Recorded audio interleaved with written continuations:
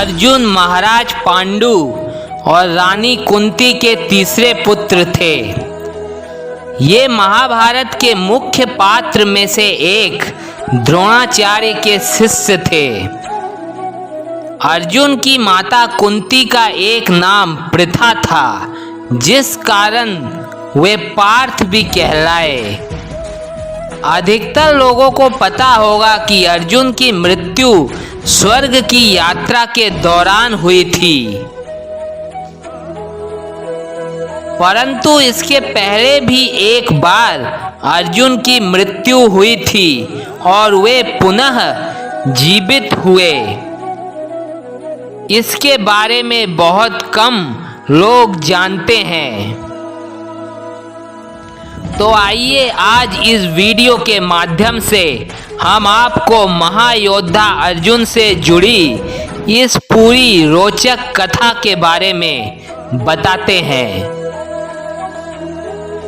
महाभारत युद्ध के समाप्त होने के उपरांत एक दिन महर्षि वेद व्यास जी और श्री कृष्ण के कहने पर पांडवों ने अश्वमेध यज्ञ करने का विचार बनाया। शुभ मुहूर्त देखकर यज्ञ का शुभारंभ किया गया और अर्जुन को रक्षक नियुक्त करके घोड़ा छोड़ दिया गया। यह घोड़ा जहां भी जाता अर्जुन उसके पीछे पीछे जाते। अनेक राजाओं ने पांडवों की अधीनता स्वीकार कर ली, वहीं कुछ ने मैत्रीपूर्ण संबंधों के आधार पर पांडवों को कर देने की बात स्वीकार कर ली। किरात, मलेच्छ व यवन आदि देशों के राजाओं द्वारा यज्ञ के घोड़े को रोके जाने पर अर्जुन ने उनके साथ युद्ध कर उन्हें पराजित किया। इस तरह से विभिन्न देशों के राजाओं के साथ अर्जुन को कई बार युद्ध करना पड़ा। यज्ञ का घोड़ा घूमते घूमते मणिपुर पहुंच गया। यहाँ की राजकुमारी चित्रांगदा अर्जुन की पत्नी थी और उनके पुत्र का नाम बब्रुवाहन था। बब्रुवाहन ही उस समय मणिपुर का राजा था।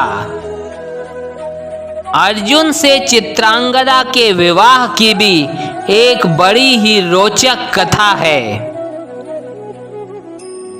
अपने 12 वर्ष के वनवास के दौरान कुंती पुत्र अर्जुन एक बार महेंद्र पर्वत होकर समुद्र के किनारे चलते हुए मणिपुर पहुंचे।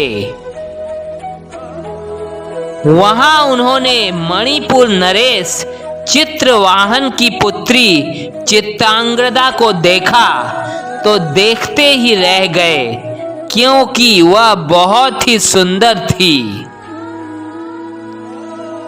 अर्जुन का परिचय जानकर राजा चित्रवाहन ने विवाह के लिए हाँ कर दी, परंतु एक शर्त के साथ।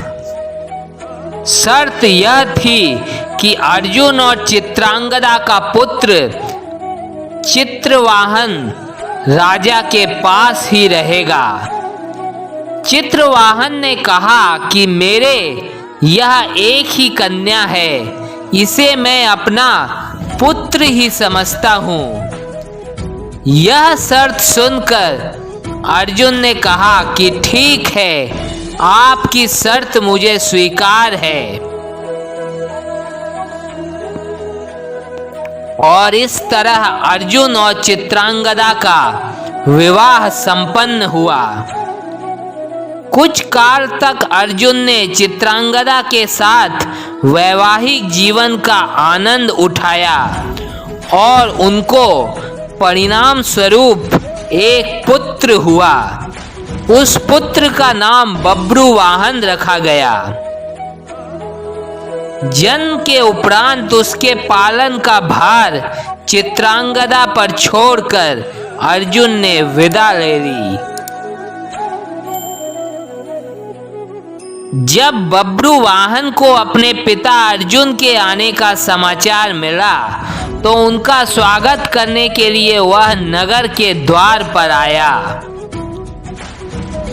अपने पुत्र बब्रुवाहन को देखकर अर्जुन ने कहा कि मैं इस समय यज्ञ के घोड़े की रक्षा करते हुए तुम्हारे राज्य में आया हूं, इसलिए तुम मुझसे युद्ध करो।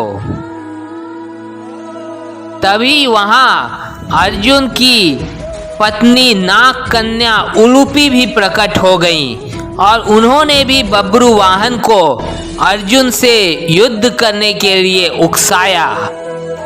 अपने पिता अर्जुन और उलूपी के कहने पर अर्जुन के पुत्र बब्रुवाहन युद्ध के लिए तैयार हो गया। अर्जुन और बब्रुवाहन में भयंकर युद्ध होने लगा। अपने पुत्र का पराक्रम देखकर अर्जुन बहुत प्रसन्न हुए। बब्रुवाहन उस समय युवक ही था। अपने बाल स्वभाव के कारण बिना परिणाम के विचार कर उसने एक तीक्ष्ण बाण अर्जुन पर छोड़ दिया। उस बाण की चोट से अर्जुन बेहोश होकर धरती पर गिर पड़े। तभी वहां चित्रांगदा भी आ गईं। अपने पति अर्जुन को इस अवस्था में देख उन्हें बहुत दुख हुआ।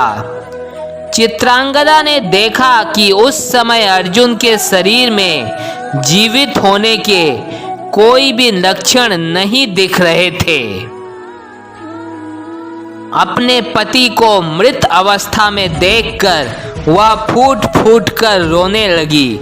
बब्रुवाहन भी रुदन करने लगा। अर्जुन की मृत्यु से दुखी होकर चित्रांगदा और बब्रुवाहन दोनों ही आमरण उपवास पर बैठ गए। तभी वहां पर नाग कन्या उलूपी आ गईं, जो कि अर्जुन की एक और पत्नी थी। उलूपी और अर्जुन के विवाह की भी एक रोचक कथा है, जिसका वर्णन किसी और आगामी आने वाले वीडियो में करेंगे।